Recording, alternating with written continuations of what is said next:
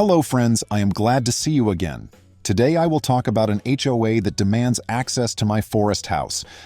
I've learned the hard way that some people feel they can stomp all over the rights of others, especially if there's an association board behind them. Let me begin by saying I never intended to cause a massive uproar in my quiet mountain community. I planned for an easy life tucked away in my modest little house in the woods. I thought being far from the hustle and bustle would help me avoid the drama that folks sometimes stir up down in the valleys. But it seems even altitude can't shield you from pushy neighbors determined to get their way, particularly if they're bound together by an overbearing homeowners association. My little house in the mountains used to belong to my grandfather.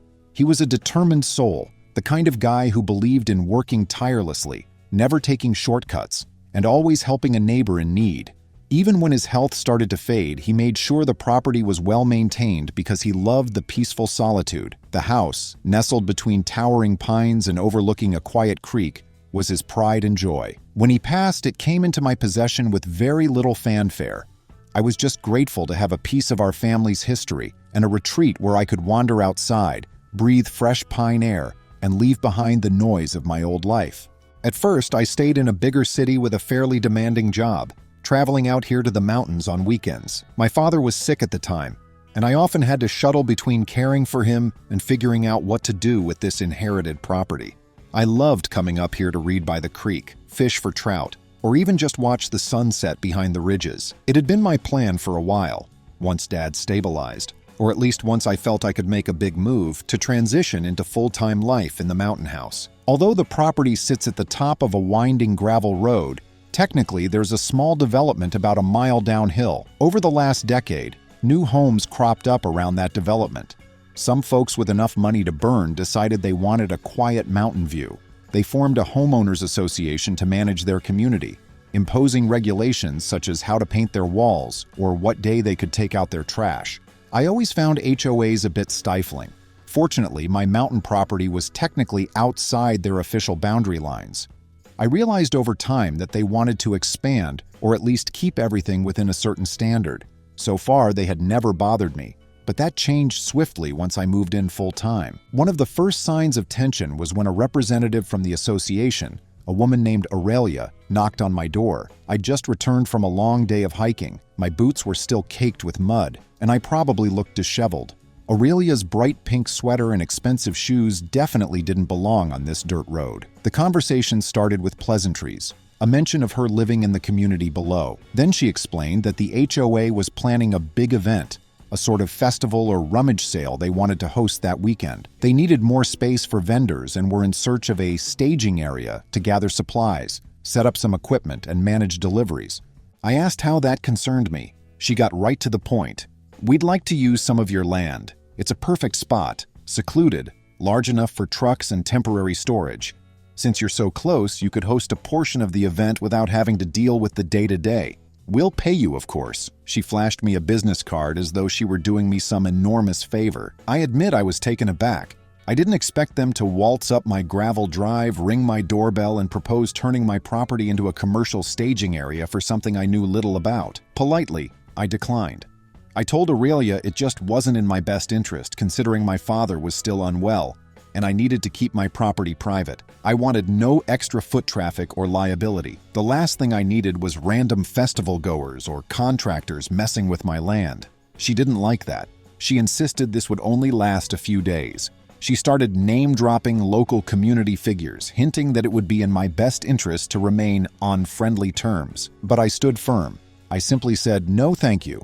I'm not interested in turning my land over for something that isn't my responsibility." I could see in her eyes that she wasn't used to hearing no. She turned on her heel, flicked her hair back, and told me to think about it. For a few weeks, I heard nothing.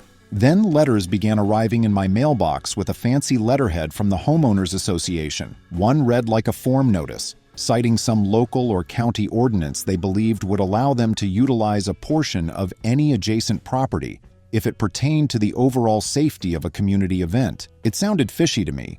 I did some quick research and found that the ordinance typically applied to emergency situations, like searching for a missing person or addressing a natural disaster. It wasn't intended for hosting rummage sales. Another letter arrived a week later, this time claiming the HOA was prepared to take the next step if I refused to comply. Between my father's ongoing medical issues and my job's demands, I didn't have the energy to get into a legal battle, but I also wasn't about to roll over. I drafted a polite but firm response. I explained that my property was not within their jurisdiction, that the cited law was being misapplied, and that they had no easement or any legal right to use my land. I sent copies to the county office, making sure I had my bases covered in case they tried something.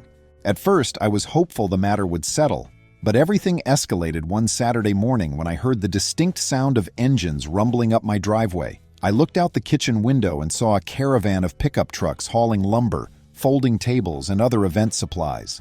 A man jumped out, someone I had never seen before, and started waving his arm to direct the other vehicles. They were about to unload all of it. The nerve of these people took my breath away. I stormed outside, phone in hand, and confronted them. I told them this was private property and they had exactly 2 minutes to get off my land before I called the authorities. The man insisted the HOA board gave them permission. I retorted that the HOA board had zero authority over my land. He looked dumbfounded and started making calls on his cell phone. Meanwhile, I snapped photos and recorded video. My father always told me, if you're going to handle a dispute, document everything. So that's what I did. They ultimately packed up and drove away, throwing up a cloud of dust and a chorus of curses under their breath as they went. A few days later, Aurelia was back. This time, she brought along a man named Bryson, who introduced himself as the HOA president. Bryson tried to be more diplomatic than Aurelia, but he might as well have hammered me over the head with the same demands. They wanted to set up a staging area on my property for their festival. They'd pay market rate, which apparently they pulled from thin air, and if I refused, they threatened consequences, though they never specified. I calmly repeated the same line. I do not want the liability. I do not want the noise. I do not want strangers tramping on my land, and I do not want to set a precedent of letting the HOA control my property. I said I'd do them no harm, but I certainly wouldn't help them either. After Bryson exhausted his attempts at persuasion, he got snippy. He pulled out papers that he claimed were official county documents. Sure enough, they had a county seal at the top, but reading through them, I didn't see anything that gave them rights to my land. It was a permit to hold the festival on a public portion of the mountain road, nowhere near my house. I asked him politely to leave. Aurelia flared her nostrils like she was about to cry or explode in anger.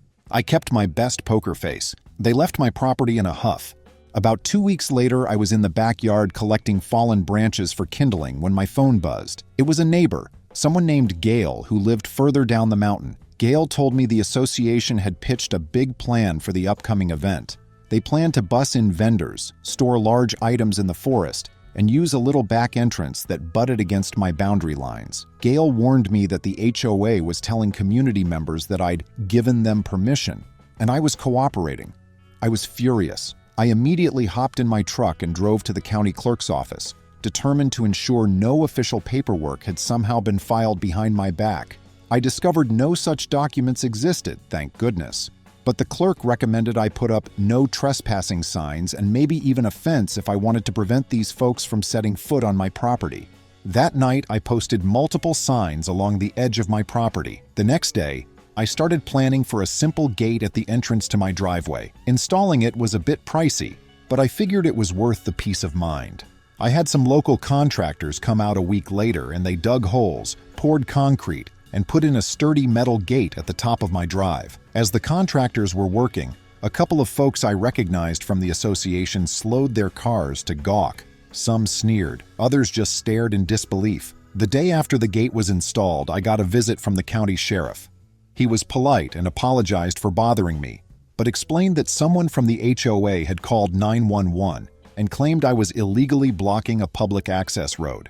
The sheriff took one glance at my freshly installed gate and realized it wasn't a public road at all. It was clearly a private driveway. He asked me a few questions, and I explained the conflict with the HOA.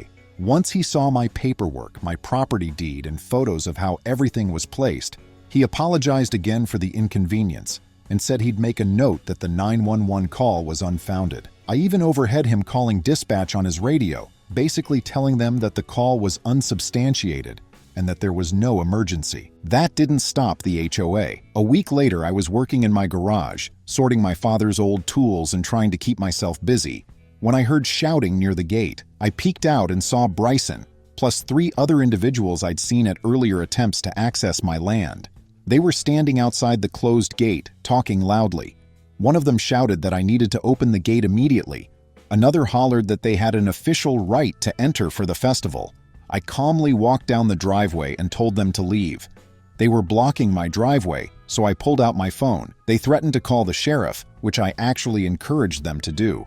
I said, by all means, please call the sheriff. I'm sure they'll be thrilled to come out here again for another waste of time. At that, Bryson and his friends stomped off, grumbling, we'll see about this. 2 days before the festival, I received a curt letter slid under my gate. No postage, no envelope, just typed on HOA letterhead. It explained that if I wouldn't voluntarily open my land for their staging area, they would bring the full force of local law against me.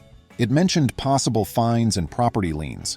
My heart pounded when I read it, because property liens are no joke. But then logic took over. A homeowners association can't just slap a lien on someone's property if that property isn't within their official development. They certainly can't do it for refusing to allow an event staging area. I decided enough was enough. I needed to take a stand that left no doubt. I hired a local lawyer who specialized in real estate disputes. Within days, he had typed up a cease and desist letter addressed to the HOA, demanding they refrain from misrepresenting my property as part of their association, or face legal action for trespassing and harassment. I felt more confident with legal backing. When I had asked around for a good attorney, folks told me that this lawyer was known for being patient, yet uncompromising when it came to land rights. The day of the festival arrived. People parked along the main road buying crafts and antiques. Every now and then I saw a car try to venture up the gravel road to my place, only to find the locked gate and turn around. While it was a bit distracting, it wasn't as bad as I feared. Around mid-afternoon, though, Aurelia showed up again. She started shouting through the gate that I was costing the community thousands of dollars in logistics fees, since the vendors had to set up further down and couldn't store anything on my property. I didn't engage her. Instead, I walked out with my phone in hand, filmed her tirade for my own records, and then quietly returned to my porch. She yelled for a few more moments before stomping off. I sighed with relief, hoping that might be the last time we had words for a while. Boy, was I wrong. That evening, after the festival ended, I was cleaning up around the house and trying to relax when I noticed flashing lights at the bottom of my driveway. My stomach sank as I walked out to see what was happening. 2 sheriff's deputies were there with Aurelia and Bryson.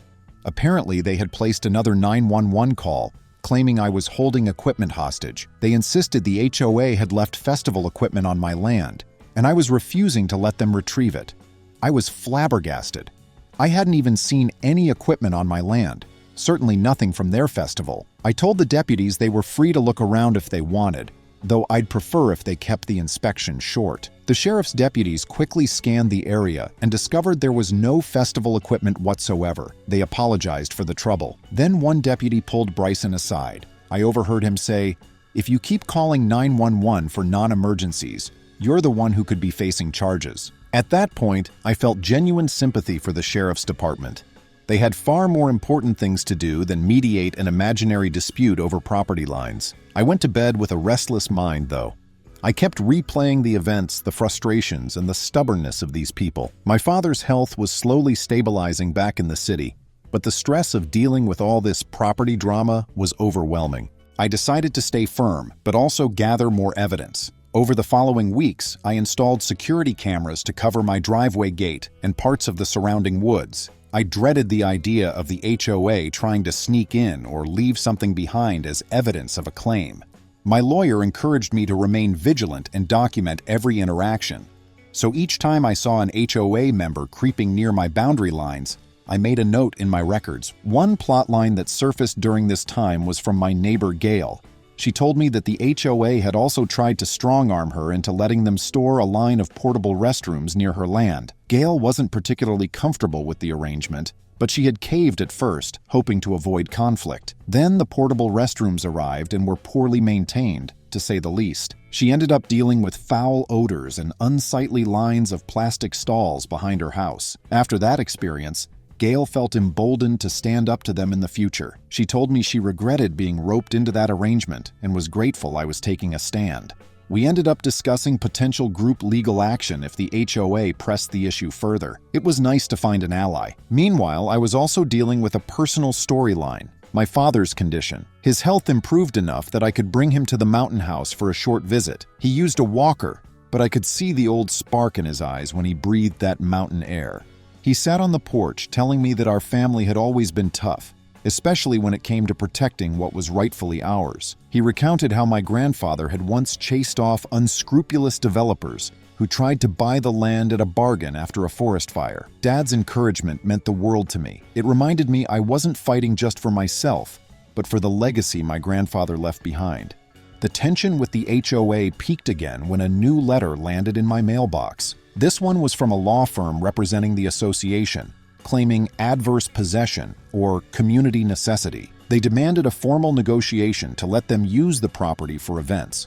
My lawyer practically laughed when he saw the letter. He said none of those claims had any standing, especially since I had consistently opposed their presence and had taken steps to reinforce my boundaries. Then a surprising twist occurred.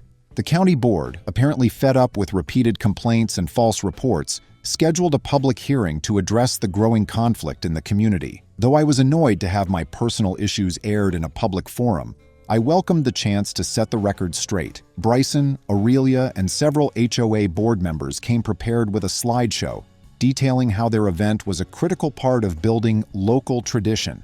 They tried to frame me as an uncooperative neighbor refusing to serve the greater good. My lawyer calmly presented evidence: the property lines, the repeated attempts by the HOA to trespass, the 911 calls that were unfounded, and the photos of my driveway, showing their trucks trying to unload supplies without my permission. One county official asked Bryson why they believed they had the authority to enter my private land. He stammered, referencing some vague bylaw. My lawyer responded that the bylaw was for a separate situation that didn't apply to private property owners outside the HOA's actual mapped territory.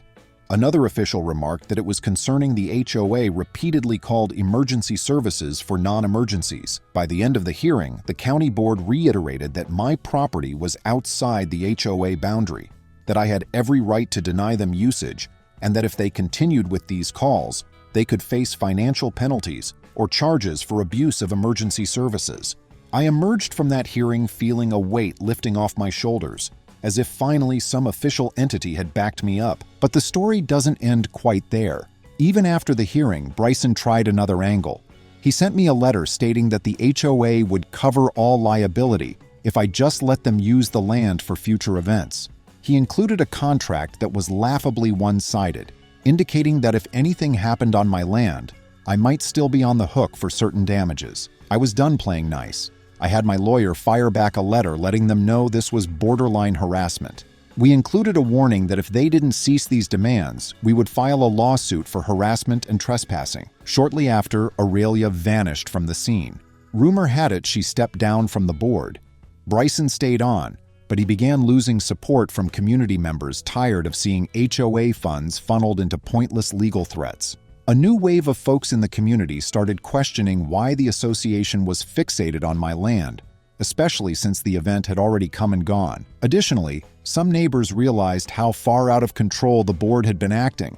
The association's reputation was tarnished, and they started focusing on repairing relationships within their own development instead of trying to strong-arm me. I thought the drama might finally be behind me. My father came up to stay a couple of months later in better health, and I felt genuine relief. We went fishing in the creek, grilled dinner on the back deck, and talked about turning part of the property into a small orchard. But one day, as I was driving back from the local farmer's market, my phone buzzed with multiple text messages from Gail. She said there were construction crews near the edge of my property, talking about some community improvement project. I told her to hold tight, and I rushed up the gravel road to see what was happening. When I arrived, I found a group of laborers with some heavy machinery parked along the border fence.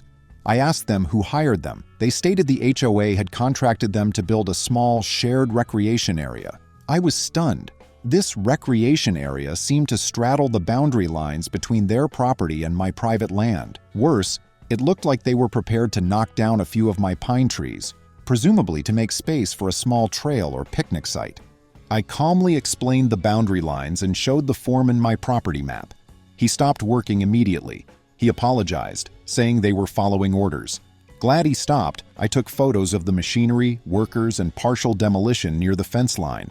I then marched to the HOA's office in a converted house at the mountain's base. Bryson supervised board discussions. I confronted him with the photos on my phone. He foolishly said they must have misunderstood the site plan. It wasn't my first choice. My attorney immediately filed a complaint for trespassing, property damage, and possible tree destruction. That may sound extreme, but I was done. My father taught me to resolve conflicts amicably, but they had lied, harassed me, and changed my property without my knowledge. HOA board tried to blame contractor error. However, the contract stated that the association was the client and instructed the crew to utilize the wooded area to create a picnic space. My lawyer and I bullied them. At a new hearing, the county board revisited the disaster. The HOA had overstepped again. Bryson tried to avoid blame by saying Aurelia and a subcommittee had planned everything without his knowledge. After Aurelia left, the subcommittee said they had only followed Bryson's orders. The association was fined by the county board for unauthorized land changes. My lawyer then pushed the association for a settlement to cover the trees destroyed and the emotional toll of their intrusion. The settlement was small, but it covered legal fees, my new fence and gate, and replanting. I thought the HOA's internal reckoning was the worst punishment. Some prominent association members voted no confidence in Bryson. He resigned. Future board members pledged to adopt transparent, less aggressive policies. I remained skeptical, but they seem to have learned. Even if they didn't, legal fees and county fines hurt their finances and tarnished their reputation among locals. I hosted a small gathering of close friends and family, including my father and Gail, a month after the settlement. We grilled, played music, and enjoyed a starry summer evening. Outsiders couldn't stage at the festival or rummage sale. A quiet evening that reminded me why I fought for this place. The gentle pines, flickering fire pit, and moon reflections in the creek gave me relief. This land was meant to be a tranquil sanctuary, and no overbearing homeowners association would change that.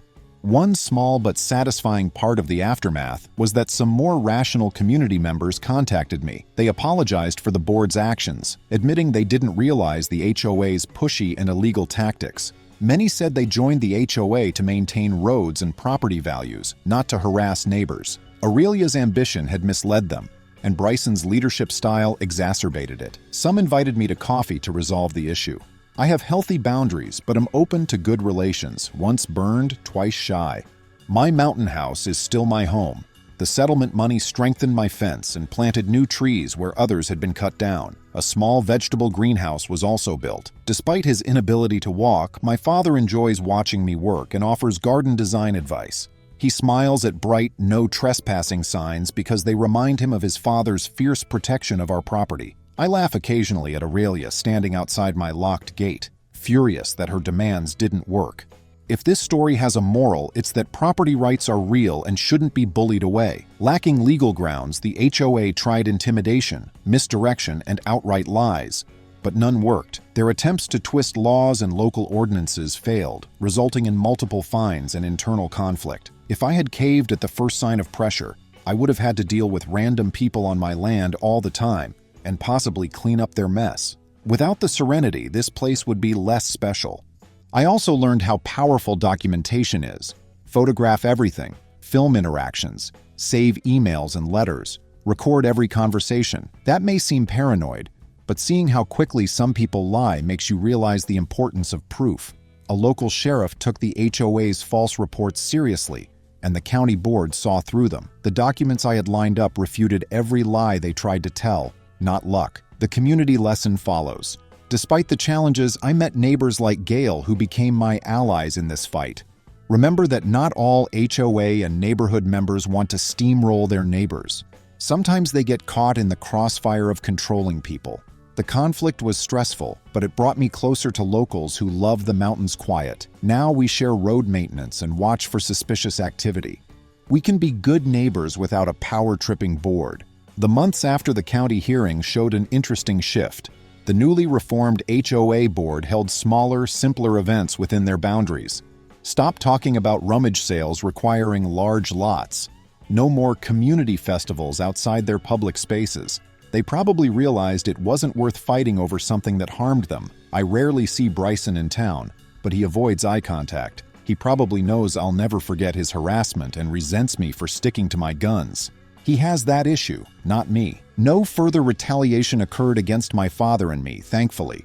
My HOA must have seen that my lawyer and I were serious about protecting my property rights after the settlement. They knew another fight could cost them more in legal fees. The county was also fed up with their repeated 911 calls for minor issues. I think fines or legal action for false emergency reports kept them in check. Despite life being quieter, I still hear rumors from the HOA's old guard. People blaming me for their budget woes, whispering that I'm not community-minded, or that I'm preventing them from hosting large events. It's just hot air. I remind myself that their disapproval doesn't affect me when they stare at me in the grocery store or diner. Own property. Know my rights. I've shown I'll enforce them. Personally, I never wanted to be a legal threat or fence sitter. Always pictured myself opening the door for a needy neighbor. I still help if needed, but this entire ordeal taught me that a neighbor in need and a neighbor demanding to trample your boundaries are very different. You risk losing what you own if you don't protect it. My father told me, stand up, politely but firmly, and document everything. That advice helped me more than expected. One of the new HOA board members sent me a surprising letter a few months later, a handwritten letter apologizing for the previous board's actions and hoping for better relations. They offered to host a small, get-to-know-you barbecue for residents and me near their community center, not on my land. My polite response thanked them for the invitation, but declined. Though they had good intentions, I felt it was too soon and wasn't ready to mix with a crowd that once tried to push me off my property. I might attend one of their smaller events someday. Once broken, trust is hard to repair. Standing my ground has unexpectedly increased my local governance engagement. I began attending county meetings on land use, environmental protection, road management, and public safety. If I'm going to live here long-term, I might as well know how decisions are made. Through that, I met other property owners who've experienced HOA or corporate developer overreach. Resources, legal contacts, and land protection stories are being shared. Not being alone in the fight is surprisingly empowering.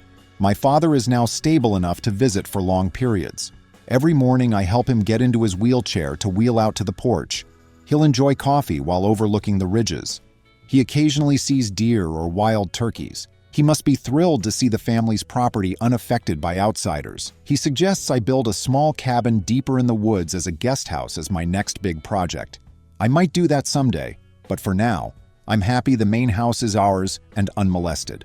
Friends, thank you. See you soon.